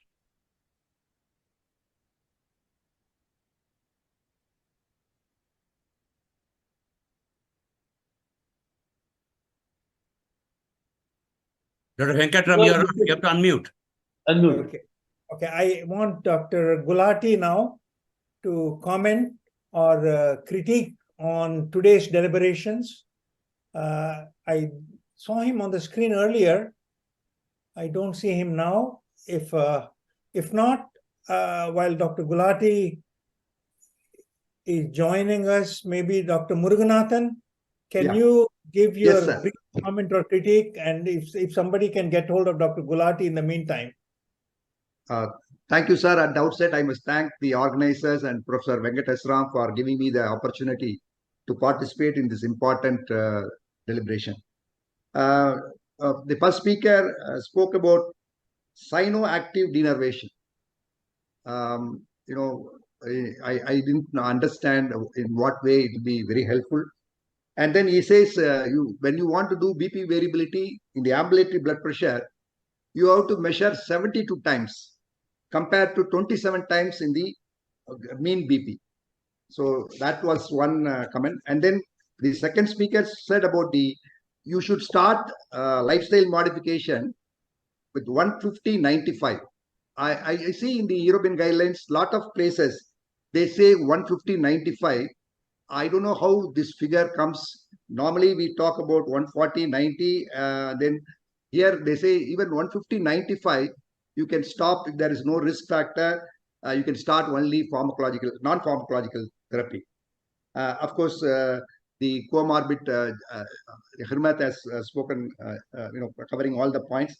I liked Gurdeep Wanda's summary. And the first slide itself, I also learned what is the terminology, what he used, whether it is a cricket match, whether it is for cold or hot, you have to conclude. That conclusion was really good. And he said Indian guidelines also, most of the points by European guidelines was good. 120 by 70, we should not go below 120, 70. The important message is heart rate. The European guidelines says if there is a more than 80 heart rate, it's quite risky. It's really applicable to Indian setup. I think all the speakers were fantastic, and I had these doubts. And of course, my favorite subject, home blood pressure monitoring. The second speaker talked about importance of home blood pressure monitoring, especially in midterm BP variability, etc.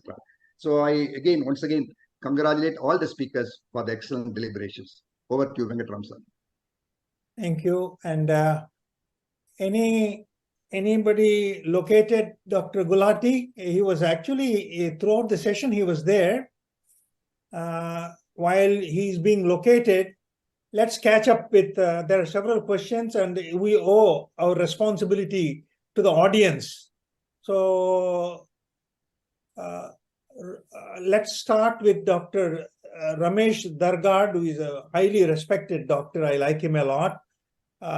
Resistant hypertension, Vichape, you might want to comment on it. You spoke on, what about the role of renal denervation for resistant hypertension? Manchia.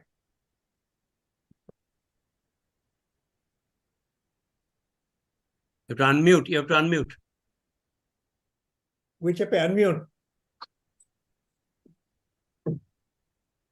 Now you can hear me. Okay. Yes, thank you for the question. I think it's important. And the guidelines devote a full section to renal denervation, although they say that renal denervation,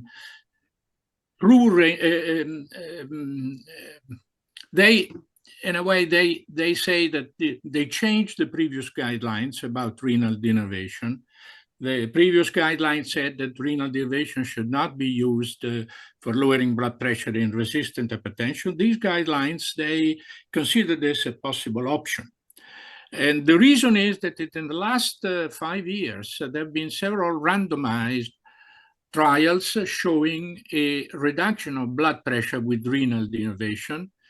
And also there are data from a large, a long-lasting registry, more than 3,000 patients followed for 3 years, showing that the reduction in blood pressure is persisting and showing that there seem to be no safety problem even in the long term. Okay, so this time the guidelines say that renal denervation could be regarded as an option, but they also mention that the reduction in blood pressure shown by trials is very modest. I mean, few millimeter mercury, ambulatory or office blood pressure. And then they also mention that there are no outcome data concerning renal denervation. So we have to extrapolate in a way that the blood pressure reduction is associated with benefit. This is probably the case, but I think we need evidence.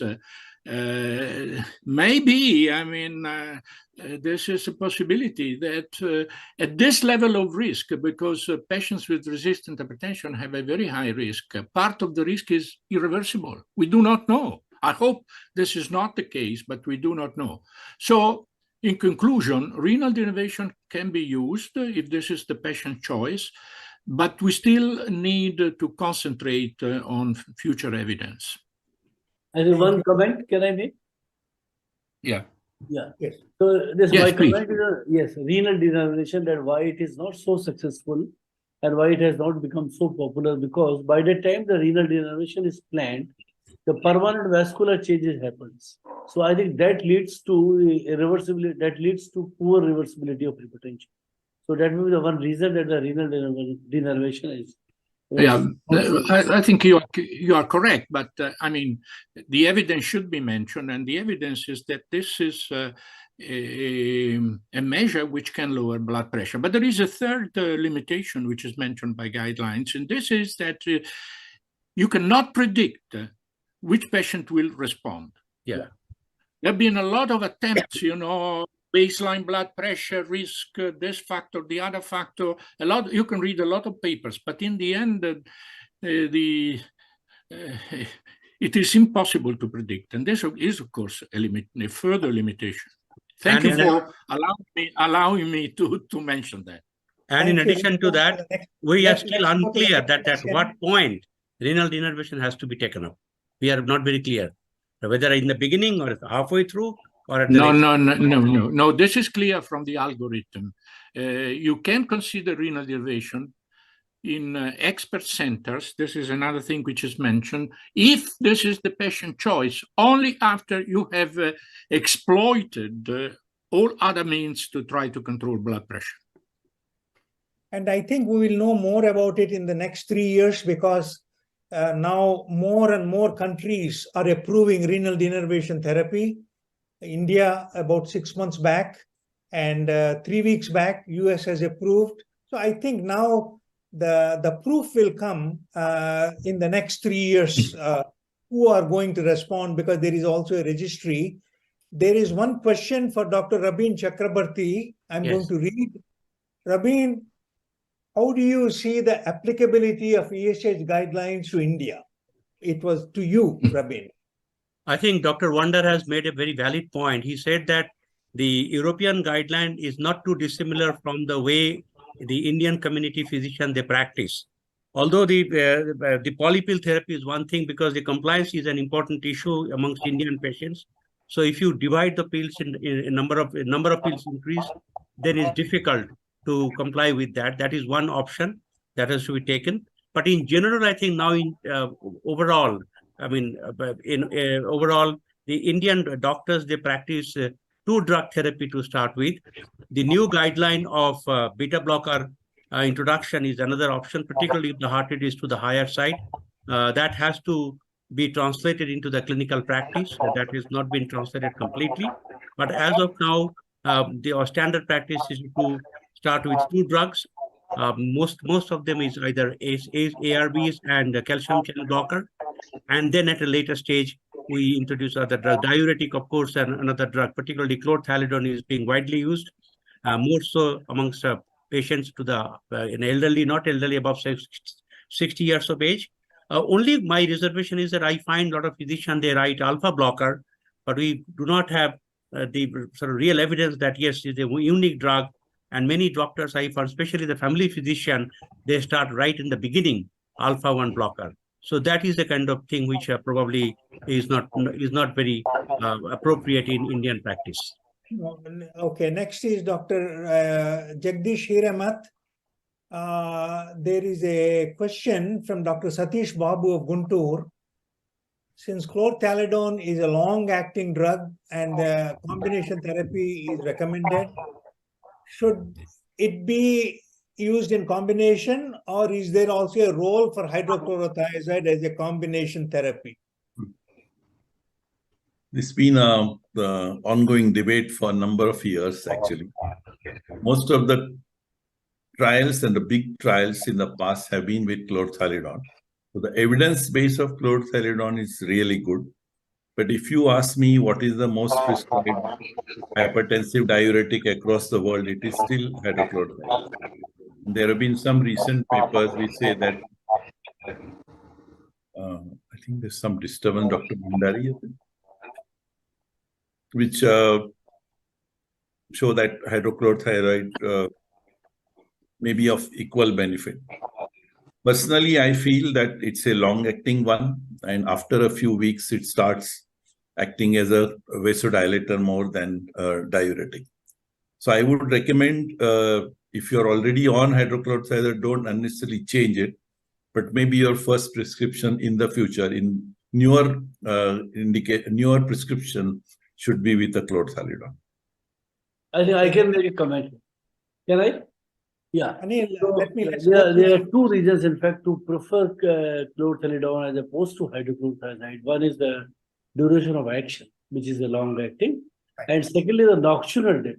I think the nocturnal dip is because the data shows that even they have done an ambulatory blood pressure monitoring, 24 hours blood pressure monitoring, and shown that the nocturnal dip is restored in quite good number of patients, those on chlorthalidone versus hydrochlorothiazide. So nocturnal dip as well as a long duration of action. So both have to do. Thank you. The next question, I am going to respond very quickly because we need to move on. Why are diuretics still recommended as the initial choice, despite the effects on uric acid and insulin metabolism? The reason is all studies have shown, including ALLHAT, that the metabolic adverse effects do not negate the beneficial effects of diuretics. So metabolic effects are there, but they don't interfere with cardiovascular outcomes. So that is the reason why they have always been told. Next question is, if somebody's blood pressure is between 130 and 140, between 80 and 90, this is from Dr. Vikram, should we start them on drug treatment between 130 to 140, between 80 to 90? Can I ask Dr. Manchia or Dr. Wander to comment?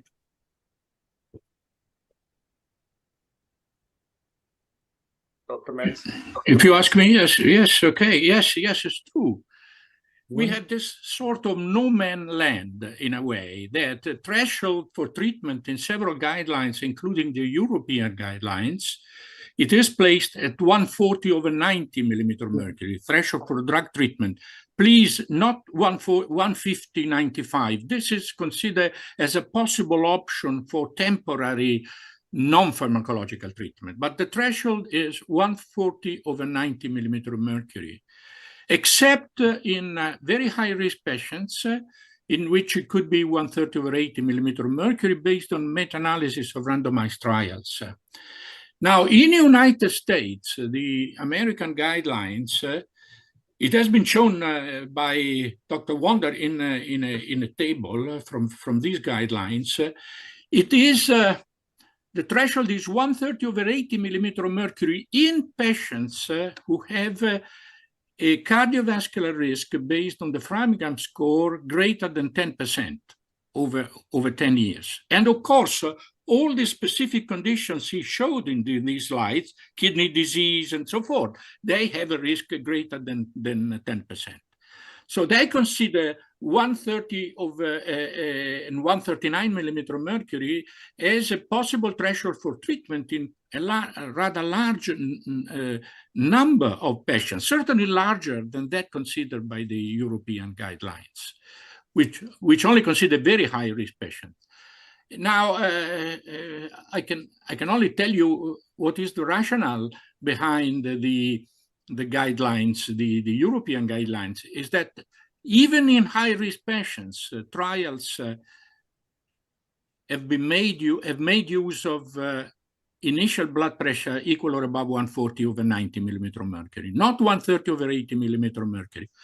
We have a meta-analysis, individual-based meta-analysis published in Lancet 2 years ago, which shows that the threshold can be even lower, even below 120 millimeter of mercury, there can be protection. This has been severely criticized. I was one of those included in this criticism, because in this trial, in this meta-analysis, most of the trials were untreated patients.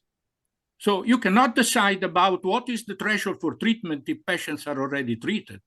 This seems to me quite obvious. Okay, thank you. Gurpreet, while you are going to comment on it, there is a question also so that you can answer that. Your view, you can answer this, your view of sacubitril and valsartan combination for hypertension. Now we have evidence for sacubitril, valsartan, the ARNIs in heart failure with a reduced ejection fraction, in which we use it as a now it's a class 1 indication, and now ever since the off patent, the drug is fairly cost effective, and we all started using it now extensively in our patients with heart failure, stage 3, who are symptomatic. It has yet to be shown as an evidence in patients with hypertension. In acute decompensated heart failure, we have evidence because there is greater reduction as compared to the ARBs and the ARBs and the ACE inhibitors in terms of reduction of NT-proBNP. So it again is being used, and today we are debating and discussing what number of drugs should be started before we discharge these patients, because SGLT2 inhibitors have come in a big way. Patients with heart failure preserved ejection fraction, it remains class 2B indication. And patients with heart failure mid-range ejection fraction, again, it remains a class 2B. Whereas the SGLT2 inhibitors, with a couple of trials in these two subset of patients, it's a class 2A indication. So I would say we need to wait for greater evidence to emerge in terms of their usage in patients with pure hypertension, because we don't even have yet evidence in patients with, of course, there are drugs which will reduce blood pressure for the simple reason that they contain valsartan and ARB in it. But whether it offers any advantage over using an ARB or ACE inhibitors is yet to be shown for hypertension. So we would not like to advocate it as an antihypertensive agent as yet. And I think the dosage schedule is a little different as an antihypertensive agent. Right. I mean, not approved. So now, Anil, can you give a brief response, Anil Bansali, to Aditya Vardhan from Kanpur, effects of DAPA on blood pressure? When you give DAPA, what happens to the blood pressure? Can you comment on it? Yeah. So there is most of the studies, in fact, they have shown that there is a fall of around 2 to 3 millimeters systolic and 1 to 2 millimeters diastolic in blood pressure. And its initial blood pressure reduction is basically all hemodynamic effects. There's a decrease in the intravascular volume, and later on there's an increase in interstitial volume. So overall, so you have a very modest reduction in blood pressure, which happens with all SGLT2 inhibitors, DAPA, AMPA, or versus SCANA, all have been shown to have. In addition, they also reduces uric acid. That's another point which has emerged there. And they also causes natriuresis to some extent. So all these 2-3 beneficial effects, in addition to fall in blood pressure, have been shown with SGLT2. Okay. There is a question from Dr. Bhupendra in Jaipur. Since ABPM gives accurate diagnosis, but it is not practical for most, that is correct. Is there a substitute for it? No, there is no substitute. There are some cuffless ABPMs which are approved, but they're not routinely recommended. So other than that, there is no substitute for ABPM, home BP, self-monitored BP, etc. that can be done. But nothing gives you as continuous information as ABPM, because home BP and self-measured BP at different timings, different position, standing, sitting, they're not as good. Now, since Dr. Venkatram, can I just ask a quick sort of question to yourself, Dr. Mansi and Dr. Gracia? You know, although the ABPM we talked about a lot, we advocate about it, but in terms of sort of outcome benefit by therapy, there is no trial which has shown. It is an office visit, office recording that has been shown to improve, or that has been shown to have the correlation with the outcome by therapeutic intervention. Why not with ABPM? Okay, ABPM in the long term has not been used for outcome trials. You're absolutely correct. No, not even in the short term. Right, not even. But never. When you look at surrogate points like left ventricular hypertrophy and things like that, obviously the continuous blood pressure control is effective, but there are no outcome trials as such, as Dr. Menche has mentioned. Next is very important question, and although we recommend lifestyle medications, I want Dr. Grassi to comment on it. although we recommend lifestyle medications, wait for a while and then start the drug treatment, don't you think it is much easier to start drug treatment initially rather than giving this waiting period that nobody knows what will happen? Well, I think that this is a good question. I think that lifestyle intervention are essential, particularly for in condition in which it is not clear if we need antihypertensive drugs. Let's say in the so-called pre-hypertensive state, probably lifestyle intervention, particularly related to overweight or obesity, is something which may be useful. And I think that another issue is that lifestyle intervention should be complementary to antihypertensive drugs. Therefore, I don't see that one lifestyle intervention is something that preclude antihypertensive treatment, but should be something which may be useful for even for antihypertensive treatment together with drugs, for sure.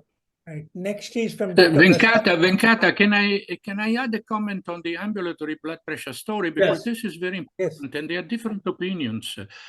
Some guidelines they consider out-of-office blood pressure as the main blood pressure, and in some instances, some of our colleagues would like to replace office blood pressure with out-of-office blood pressure, and this is in absence of any outcome-based, but also surrogate-based randomized trials. And this is a shame because ambulatory blood pressure has been with us since 30 years.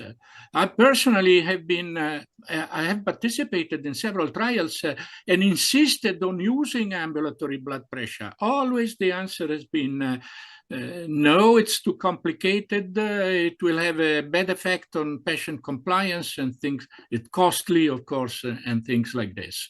And but I think that one other reason why evidence is lacking is that it has been mentioned in guidelines very early. And the guidelines have also the goal of stimulating trials where evidence is lacking. But if you put already something for which there is no evidence in guidelines, then reaction is, it is already in the guidelines. We don't need the trials. Sir, can I ask one question, sir? Can I make one comment here? Can I, Venkatram sir, can I ask one question? Yeah, what about the newer home blood pressure monitoring, which can record 2 a.m., 3 a.m. and 4 a.m.? Can it replace, at least to a certain extent, to find the nocturnal hypertension? Well, home blood pressure is regarded by guidelines as very important, particularly in long-term follow-up. For example, it is mentioned in children in need of prolonged antihypertensive treatment, anti-cancer treatment because of the frequent occurrence of hypertension and many other conditions. But what is mentioned by guidelines is that home and ambulatory blood pressure are not an alternative.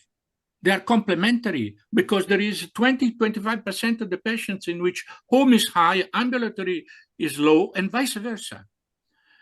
In addition, there is some evidence from our group, I have to say, not conclusive, that considering the two values together may have a better assessment of risk stratification. So whenever possible, we should try to have the two blood pressures, without mentioning, however, better diagnosis, better assessment of target, because there is, unfortunately, no evidence for this. Right. Next is Dr. Prasad from Vizag. I can answer it for Dr. Grassi.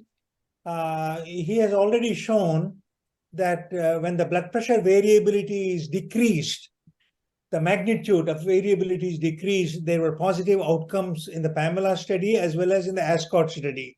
So the cardiovascular outcomes do improve in people who have less blood pressure variability, because each time the blood pressure and heart rate varies, it has a shearing effect on the blood vessels, and that is the reason is reduced. So the cardiovascular system is sedated rather than agitated when you control the BP and the heart rate variability. And the next is a question that used to come before, but I have not seen it lately. Coffee and blood pressure, caffeine and blood. It used to be a regular question. Then we have so many other issues that coffee disappeared. Now coffee is, anybody dares to comment on caffeine and blood pressure? Well, Venkata, Yeah. we have a paper with Professor Mancha regarding the cross-sectional evidence on coffee. You know that coffee has been suggested to no change, increase, or recently even reduce blood pressure.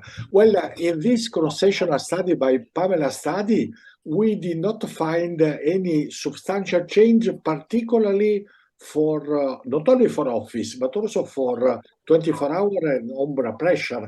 And we will send another paper on longitudinal evidence, and basically the results are very similar, no substantial changes. So the opinion that caffeine may chronically cause changes in blood pressure is probably wrong.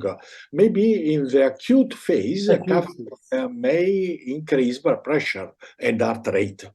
And furthermore, if you go to Starbucks, there are 20 varieties of coffee. You don't know which one will do what. Yeah, no, what I Can I do, make a just comment, sir? Yeah. Rabin, what I do is when I go to Starbucks, I tell them, I'm going to give you a very, very complicated order. I want a cup of coffee with a little bit of milk. Excellent. Yeah.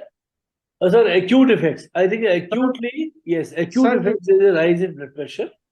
But when you take at least 4 to 5 cups of coffee a day, there is no significant change in blood pressure. So acute effect, there may be rise, but overall there is no change. Ravish.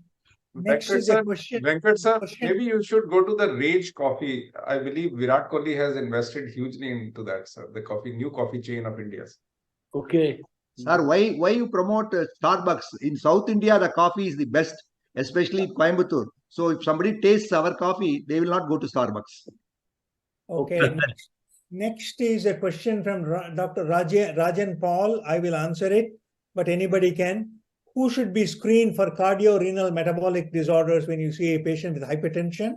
I think anybody who has got one risk factor, you should also screen them for other risk factors. All the guidelines suggest that. So it's very, very easy these days. You can get a lot of them. I'm not suggesting get an echo and carotid Doppler. I'm talking about the blood profile and weighing machine. I think there is one question for Dr. Gulati, who left because there was an emergency. For people who have low GFR, the choice of a diuretic, I think you can use a loop diuretic. You have to give it twice a day. Or now, as somebody has suggested, I think Dr. Wander showed the data from New England Journal of Medicine on chlortalidone. So you have those choices if you have to use a diuretic. I think now we are, at least the questions on the screen, we have covered them all. Some of them are very similar, so I did not name them. I think we have covered them all. We have come to the, and it's correct timing also, clockwise. We have completed the thing. So I want to thank all the faculty, European Society of Hypertension, for all the 3 sessions, and our faculty from India for all the 3 sessions, and chairpersons today and for previous chairpersons also. I offer my salutations and gratitude. And hopefully this material that has been made will have an enduring effect on community practice of hypertension. We'll talk about the next year series later on. Can I ask Johnny Edwin from IPCA to please give final comments, and then after Johnny speaks, that marks the end of the program. Good evening to the doctors in India, and good morning, Dr. Ram. So you such, and Professor Mancha and Dr. Grassi, good afternoon to you all. So across the globe, yes, we have covered today, and it's more apt that on a Thanksgiving, the third day of the Thanksgiving, I got the privilege to thank all the doctors who have been here present for the scientific feast that we had, a great academic feast, which started from the month of September, October, and November, the 3 modules of the ESH. And we are very grateful to the ESH committee, Professor Manshia, Professor Grassi, and Professor Renault. Of course, he was due to his travel, he was not available, for accepting and being a part of this academic event for the 3 days which we had from September, October, and November. As well as, of course, a great privilege to have Professor Ram, who's always been an instrumental in all the academic initiatives that we have been looking forward, and the guidance that he gives towards us. Of course, it was his suggestion that how do we bring it to India, and that's how this event happened. And we are very, very grateful to all the doctors who attended today, as well as the 3 programs as well. And now ESH has given a special approval to certify all these doctors who have through ESH who have attended the 3 modules as such. It's a great honor, and thanks for the ESH committee for the same. We are very, very grateful to and thankful to Professor Wander, because yes, the challenge that he had for today's topic was a little a thorough thing, but yes, due to the lack of time, he was always wondering how do I do it, and he did it in his own style. It's a great privilege that he was present for both the programs. And of course, the chairperson, Dr. Rabin Chakravarti, for his valuable time and the comments, which was really useful for the practitioners. And nice to see have both Dr. Wanda as well as Rabin Chakravarti, who did their DM from PGI Chandigarh and being on the same platform for today. It's a great honor to have both of them. As well as our heartfelt thanks to Professor Dr. Anil Bansali, who gave us valuable initiations always. And of course, Dr. Muruganathan, who has been very, very instrumental in all the academic, not only academic, of course, a lot of public initiatives which you have been doing across the country for various hospitals, as well as I was very surprised to know that he has initiated one of the cancer hospitals also, the work which is going for the public awareness and public health interest at his hometown. So all great honor to have all of you, as well as we are very, very grateful to and thankful to all the previous chairpersons and the panelists like Dr. Jamshed Dalal, Dr. Uday Jadhav, Dr. Kamal Sharma, Dr. Umapati Agade, and of course, Dr. P.C. Rath, Dr. Soumitra Ray, Dr. Rajan Isaac, Dr. Prabhakar, Dr. Tiny Nair, who was a speaker for the 2nd module, and of course, all the speakers and the panelists for today. And we also have this almost 1,200 logins. We had a physical program, as well as we had this event taking place in more than 14 centers across the country today. So we're very thankful to all the panelists over there, Dr. Vinit Kumar from Patna, Dr. Dibajyoti Datta from Guwahati, Dr. Sudeep Banerjee from Kolkata, Dr. Sanjay Arora from Lucknow, Dr. Sudhir Kumar from Gorakhpur, Dr. Anu Nigam from Jhansi, Dr. Devendra Kumar Agarwal from New Delhi, Dr. Nitish Garg from Jalandhar, Dr. Manbir Singh Khurana from Ludhiana, Dr. Ganesh Manudani from Mumbai, Dr. Venkateshan from Erode, and of course, Dr. John Christopher from Hyderabad. So it's a great honor to have you all. And thanks for all your valuable presence and all being part of this ESH Comes to India module. Thank you all. Thank you all. Okay, we can sign off. Thank you, sir. Thank you. Thank you. Thank you very much. Thank you. Thank you, Dr. Venkatram. Thank you. Thank you. Thank you. Thank you, Gurpreet. Thank you, Gudiya. Thank you. Thank you, Thank you, Johnny. Thank you, Johnny. Right, Wanda. Thank you, Dr. Gracia.